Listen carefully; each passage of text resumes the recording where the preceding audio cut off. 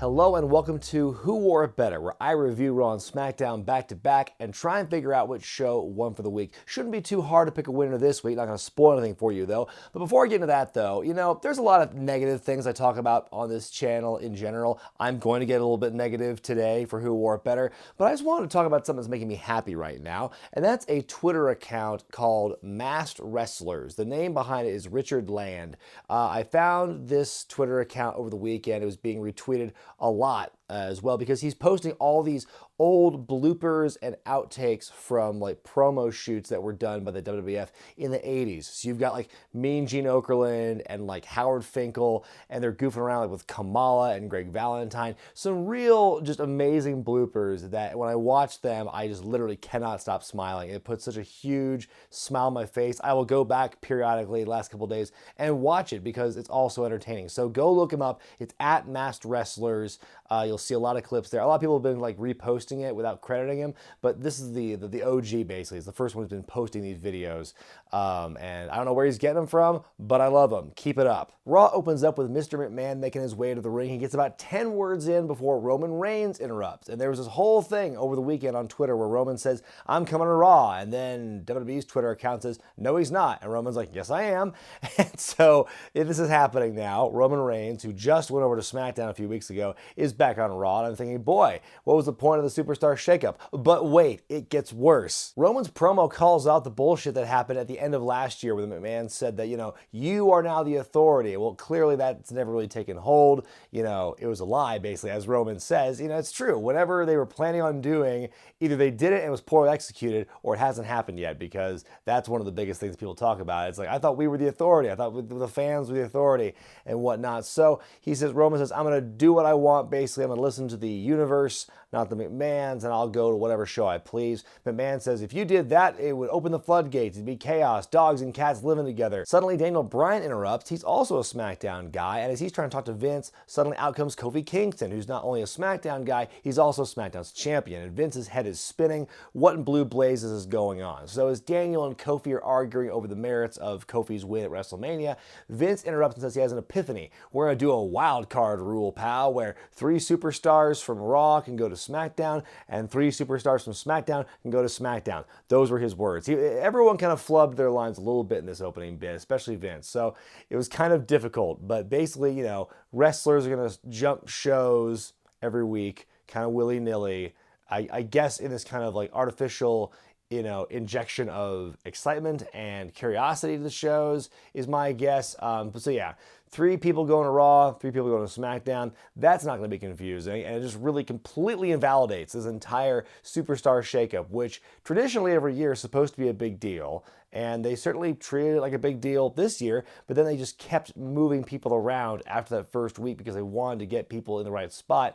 And now that things are finally kind of settled, now we're just going to change it every week. And then, their website is talking about, they have an explanation of what this rule actually entails. And they're saying only those who qualify, a select number of people, are going to be able to go from show to show, which is a huge telegraph right there. It basically says only the big names that we care to show you on a regular basis are going to jump from show to show. And then there's going to be this like subcategory, this lesser tier, this separate but equal thing of wrestlers who are just going to stay on one show, it sounds like. That didn't say it, but that's what's pretty much implied. They also say it's going to be a one-time only visit, which I don't think they can possibly like live up to. There's no way Roman Reigns is only showing up to Raw that one time after moving to SmackDown. Like, he's going to be coming back, for example. So that, I think that's going to be interesting to see them try and enforce that.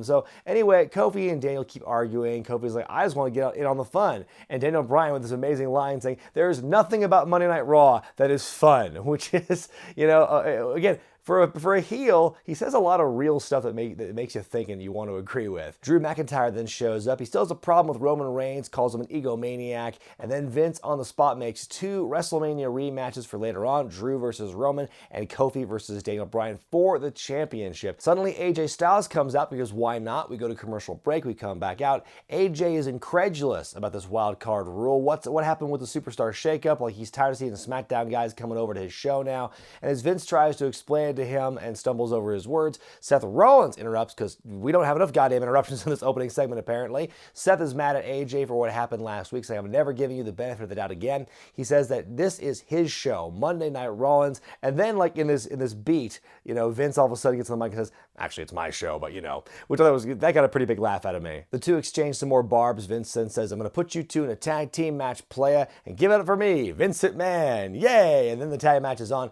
It's Seth and AJ versus Bobby Lashley and Baron Corbin. I might be the only one who doesn't really mind Corbin's, Applebee's appearance, as is come to be known, but my only question right now is why? Because he's not an authority figure anymore. He's still dressed very nice, but it's like, I would just imagine wrestling in clothes in general has to be pretty uncomfortable. That's why the tights have been invented. It's a free range of motion. That's why they have them, Baron. At one point in the match, it's a huge ass spear to the outside through the ropes by Bobby Lashley. I thought that there would not be a more cringe-worthy, horrifying looking version of that move than when Big E does it. But no, Bobby Lashley has that beat. The match ends when AJ accidentally hits Seth with the phenomenal forearm, but he doesn't make any effort to try and save the match. He just goes, okay, and he walks away, which is a nice little wrinkle to his character. It's not necessarily like boo, evil heel, but it is a step in that direction, kind of like what we saw glimpses of that from last week's contract signing. So the baddies win. 2/3 of Team Baddie win the match, and there you go. It's crazy to see the fact that it took us about half an hour to get to our first match of the first hour of Raw, and that was the only match you saw in the first hour. Total madness. It's Sami Zayn time. He opens up his promo by going, so what do y'all have to complain about tonight? And he goes into his shtick about how the fans are this and that and how they're cowards and whatnot. Braun Strowman interrupts and chases Sami out of the ring, out of ringside area to the back. He traps Sami out back and throws him in a dumpster. And then, just like almost as if it were expected, the dump truck starts rolling in. It's beeping even though it's not backing up, which I thought was weird. It picks up the dumpster and then it presumably dumps Sami into the trash bin part of the truck and then rolls off. So Sami's presumed dead, I guess. It was just kind of a weird segment. It's like, is that the end of the gimmick then? Like, is that who he's fighting with? Is Braun Strowman? It's just, I'm confused by where this is going because they've spent all this time like building him up, and for it to end so like definitively almost. I mean, I hope this is not the end of Sami Zayn. And of course, on Tuesday, I will be proven wrong, spoiler alert.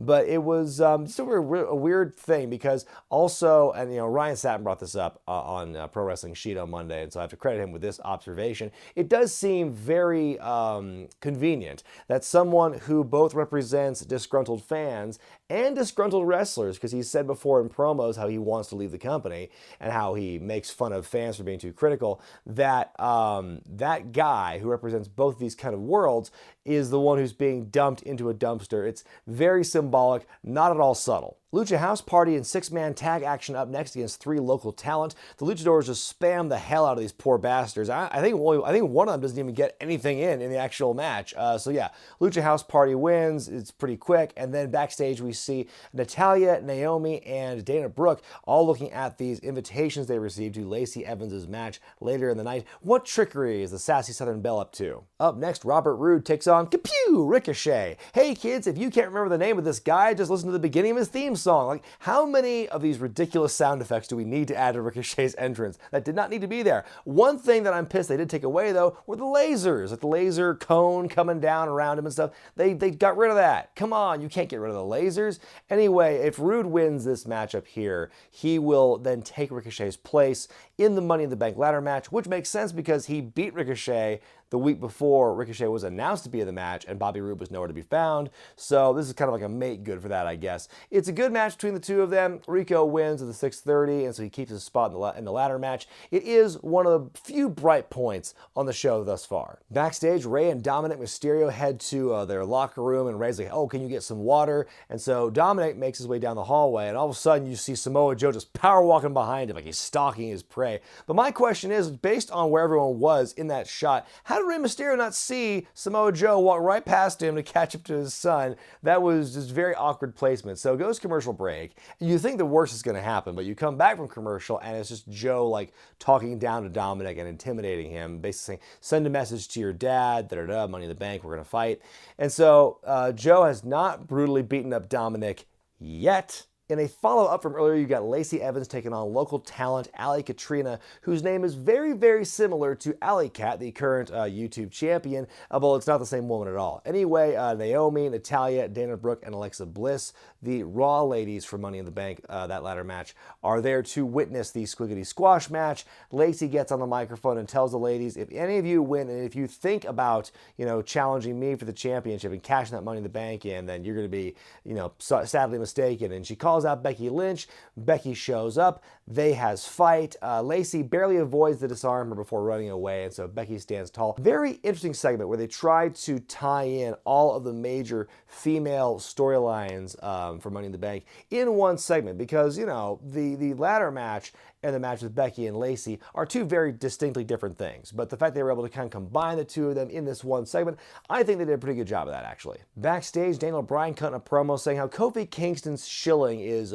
putting the planet at risk. He wants to correct the course of human history, he says, by once again becoming the planet's champion. Then we go to a match between the Viking Raiders and Hawkins and Ryder, the tag team champions. Pretty short and sweet match, just the Raw tag team champions getting the crap beat out of them again. What else is new? Time now for the popular segment that's messing up your suggested video section on YouTube. It's Firefly Funhouse. In this episode, Mercy the Buzzard has brutally killed and is eating Rambling Rabbit, who we met last week.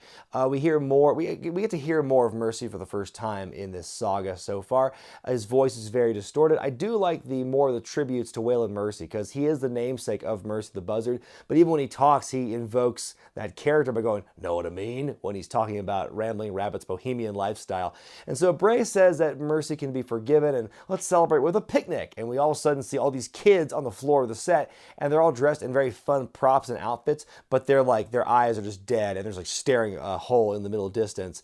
And that's where it ends. This kind of creepy shot of these like disinterested kids, and Bray's like waving and smiling and stuff. It's certainly another interesting chapter in this bit we got going on, and honestly, it is the most interesting thing on Raw right now. Among the entire 3 hours, this like 2-minute segment is the most interesting thing, because it is the most different. It's the reason I think the Matt Hardy stuff in Impact was so successful, that in this sea of otherwise mediocre material, you've got this just larger than life, out there character where you don't know what's really going on and like what the real end game is. And it's just so different and colorful compared to everything else. It's like you can't look away from it. We get a Seth Rollins promo backstage where he says that if AJ walks away from him again, he's gonna leave with 2 black eyes and a broken face. We then go to the first of 2 WrestleMania rematches on the night, where Roman Reigns takes on Drew McIntyre. What exactly is the unfinished business that Roman has frequently alluded to when talking about coming back to Raw? Because he already beat Drew at WrestleMania, so there was no really need for this rematch. And also, he's not gonna go after Seth's belt anytime soon because they're friends. So what exactly is he referring to? It's a pretty good match, though. I think that I think this match is actually better than what they did at WrestleMania. I think the WrestleMania match is super lackluster. Placement on the card probably impacted that as well, but I think this one was just a better paced match. I love Drew's ridiculous strength here when he takes Roman and does that reverse Alabama slam onto the apron. So cool. And like deadlifting him with a vertical suplex. Reigns hits the spear after a pretty good match, but before the pinfall can happen, Shane McMahon and Elias come running in to attack Roman, and they've already broken the new rule for the wild card thing, because Miz and Shane come, or I should say Shane and Elias come in there, already brings a total of 5. So you've already broken that rule. Miz comes in and tries to chase Shane out. Elias and Drew keep double teaming Roman to end that bit. And then afterward, Miz chases Shane out to the parking lot area. Like, Shane's trying to run away, and Charlie Caruso is like badgering him. He just runs away, gets into the limo, or he's going for the limo, and Miz hits him from behind with a chair. Don't know how he got there so fast, because the way he was running was like the complete opposite direction. I don't know what hidden passageway he went to. So as they're fighting, Shane, I should say, takes Miz to Kick City and rides off in a limo. Makes Miz look really dumb, because he was able to outsmart Shane and like still be in a position to beat him up with a chair, but Shane still got the last laugh in that one. We're supposed to get the Revival versus the Good Brothers next, but before the match can officially begin, the Usos interrupt. We saw them kind of looking sneaky and mischievous earlier in the night.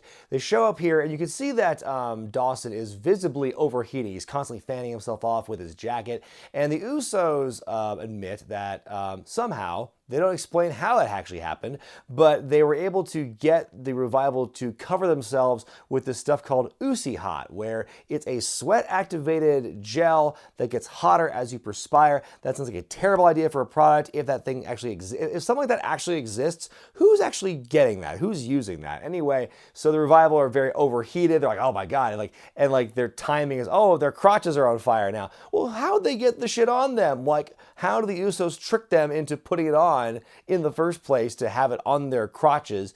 And so they go up the ramp. The Usos have water for them. They're like, oh, they pour it all over themselves. Like, oh wait, no, it's moisture activated, so it's actually making it worse. And so the Revival are freaking out even more. They run to the back, and that's pretty much that. You know, I will say, give credit to the Revival for committing to this bit, because they were pretty funny, like the way they were reacting to it. I will say that. You know, I'm not totally against segments like this. I'm not against, you know, the humor, but I think it's just, I don't know, it just comes off especially petty when you look at the situation of the Revival. It's like, oh, they shave their backs. Isn't that weird? Oh, we're going to make them like act like their crotches are on fire. Why is this? Because they don't like their position in the company and they want to leave. You know, let's punish them by doing these stupid things. You know, granted, they're still getting TV time. So on one hand, it's like they're getting punished, but they're still getting that exposure on television, even if ultimately it hurts their stock, it hurts their brand.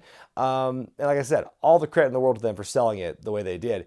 But I mean, it doesn't make them look good, and it makes the Usos not look like great either, because they're supposed to be these badasses, and they're being like merry pranksters all of a sudden. I mean, literally, Usi Hot is this generation's ass cream. And I never thought I'd have to say that sentence ever, but 2019, motherfuckers. After a backstage promo by Kofi Kingston, then we get No Way Jose making his way out of the ring.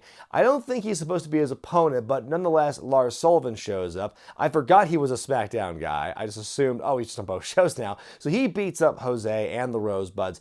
Credit to the local talent who took the freak accident on the top of the barricade, like where the two corners meet. That was a pretty stiff looking bump. So yeah, Lars Sullivan looks very dominant once again.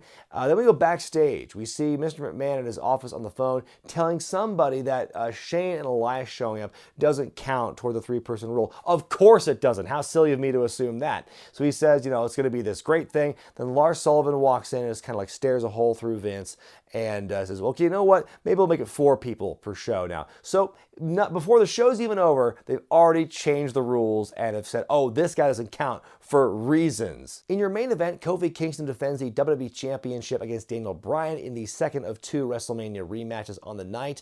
They said it's the first true title defense on Raw in 3 years, but I don't know what they mean by that, considering that just a few weeks ago, the day after WrestleMania, they had a winner-take-all match where both of the main titles were on the line. So how does that differentiate? Maybe it's because it's both titles instead of just the one. Anyway, it's good to see Daniel Bryan back in action here because he was gone for the last month.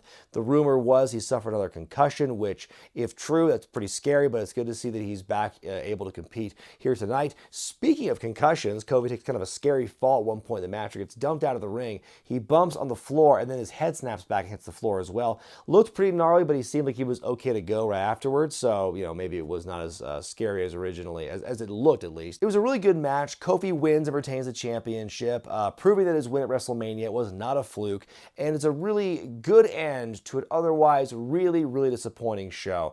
Before I move on to SmackDown, though, it's time for a word from our sponsors. And you know what? The shows themselves might not be interesting, but how about that Slam Crate? Hey everybody, before I move on to SmackDown, I want to let you know that this week's Who Wore It Better is sponsored by WWE Slam Crate, powered by Loot Crate. Now, it's been a while since I've talked about this product on the channel, but it's only gotten better since then. You're still getting quality, exclusive, one-of-a-kind WWE products delivered to you in a box every other month for as little as $35 a box. Let's see what came in this most recent box. First off, this shirt that I'm wearing, a lovely Ronda Rousey's armbar t-shirt, very nice. Got a pair of exclusive socks here, but not just any socks. They are in fact Mr. Socko socks, perfect for giving that special someone in your life that extra potent mandible claw. Have a nice day! Got a cool keychain here in honor of the Shield. The timing is a little unfortunate given Dean Ambrose's recent departure, but still a pretty cool look. Now, I love this exclusive figurine. If you know me, you know I'm a big fan of Chris Jericho's early work in the WWF, and so this figurine right here perfectly captures the look and feel that he had at his big debut moment in August of 1999 when he cut off The Rock, a legendary moment and a great figurine. Now, I'm a big fan of this last item. Every Slam crate comes with an exclusive championship belt pin, and this one happens to be of my favorite belt design, the best belt design of all time. Don't at me. It's the Undisputed Championship. I love this look. I love the fact I have this as a pin right now. It looks very good right next to my official Wrestling with Regret YouTube Championship lapel pin. So if you enjoy some unique memorabilia, you can't go wrong with a WWE Slam crate. For the last couple of years, everyone I've talked to about this has said nothing but good things about it, and right now through this channel you get an amazing deal. Go to lootcrate.com/regret, use the promo code REGRET at checkout and get 50% off your very first crate, be it the Slam crate or anything else lootcrate.com provides. You don't get some wimpy 10% off deal from me, you get the good stuff. 50% off your first box. What a hell of a deal. All right, folks, I've said my piece. Thank you so much for your time. Now enjoy the rest of Who Wore It Better. SmackDown begins with AJ Styles making his way back to the blue brand. It's almost like he never left. It was only a couple of weeks. So he gets a couple of words in before Sami Zayn interrupts, showing no ill effect from the attack by Braun Strowman the previous night, except they do say he smells a little bit. So at least that's going on, I guess. Then Kofi Kingston, Xavier Woods, they interrupt. Kofi steps up to AJ Styles. They share some words. Sami intervenes and saying, hey, I want a shot at your championship. And AJ echoes that sentiment. So Kofi says, why don't I face the both of you tonight? So for 2 nights in a row, he's defended the championship, this time in a triple threat, which we'll see later in the night. We had a Kevin Owens cell phone interview where he says that he's taken the night off from SmackDown because it's his birthday. Then we go to Ali versus Andrade, a really cool pre-match, pre-taped promo by Ali before the match begins. The match is okay, but Randy Orton runs in and beats up both guys for the match to enter the DQ. Both guys start fighting back, but ultimately Orton RKOs the both of them in quick succession. And that's pretty much how it ends. It's just one of those times where Orton's got his moment to look strong. Like we're seeing, you know, everyone's going to get a shot to look good in the build as they usually do. And then we get a Roman Reigns hype package as if he fucking needs one. After that, Shane McMahon shows up. He is there to crown the new SmackDown Tag Team Champions in the wake of the Hardys relinquishing it the previous week. He introduces the people who he's going to handpick to be the new champions. It's Daniel Bryan and Rowan. But before he can officially hand them off, the Usos interrupt, so now that brings the wild card rule total for the night up to 4 if you consider Jimmy and Jay as 2 separate people. We'll get to that in a minute. And so the Usos basically they say, you know, how can you just hand the championships to these guys? We want a shot as well. So Shane makes a title match right then and there on the spot. And it's a really good match between these 2 teams. I love the work here. Very exciting. A lot of moments where you really think the Usos are going to pull it off. But Rowan absorbs maybe 24 super kicks before he finally hits the Iron Claw on one of the Usos to win the match. And so Daniel and Rowan are now officially the new SmackDown Tag Team Champions. I think it's great. I think that it's really awesome to see Daniel Bryan still being made relevant in the wake of WrestleMania. I was really afraid that after losing the belt, he was going to be forgotten about. And like, it was kind of scary the fact he was gone for those weeks after Mania, but of course we know now it was injury related.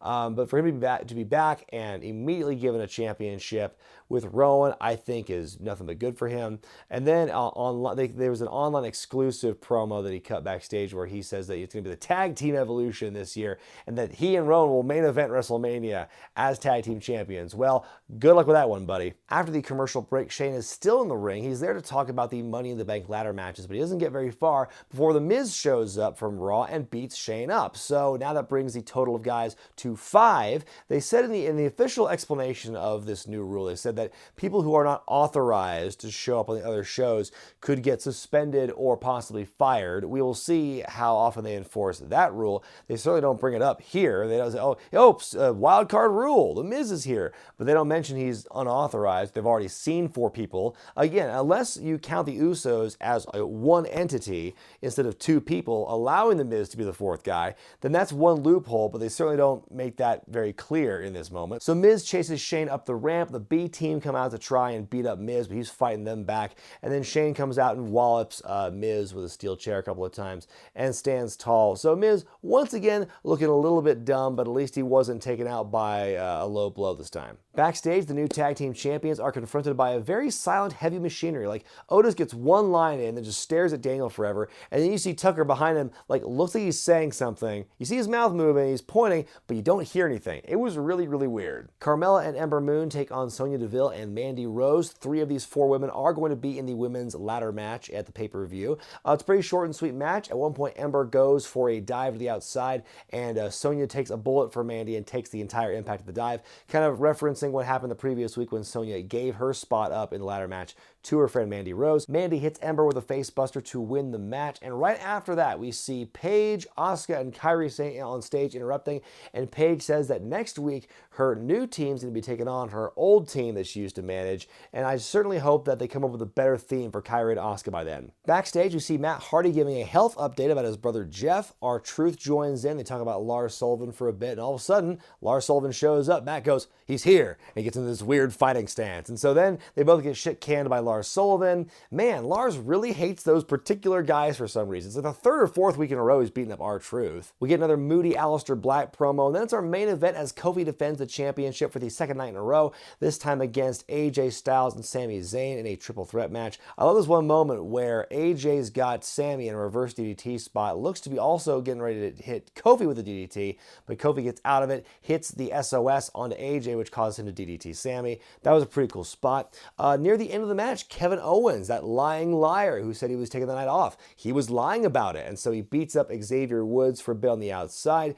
Kofi then kicks out of 3 straight Blue Thunder bombs by Sami. AJ's a non-factor of the match at this point. Sami goes for the haluva kick, but Kofi hits Trouble in Paradise to win the match and retain the championship. So 2 nights in a row, 2 great championship matches, and Kofi's looking very strong here. And then he says there will be hell to pay for Kevin Owens at Money in the Bank as we fade to black. Time now for me to say SmackDown wins for the week. Kind of a no-brainer. You know, I think this new wild card rule has a lot of kinks to work out, and I think that both shows are going to suffer equally from the lack of continuity and lack of, like, just of sense this whole thing is making. But at least this week, SmackDown had better matches and didn't have a bit where the Revival were trying to fan their crotches and scoot all over the ground because of some mythical Uzi hot substance.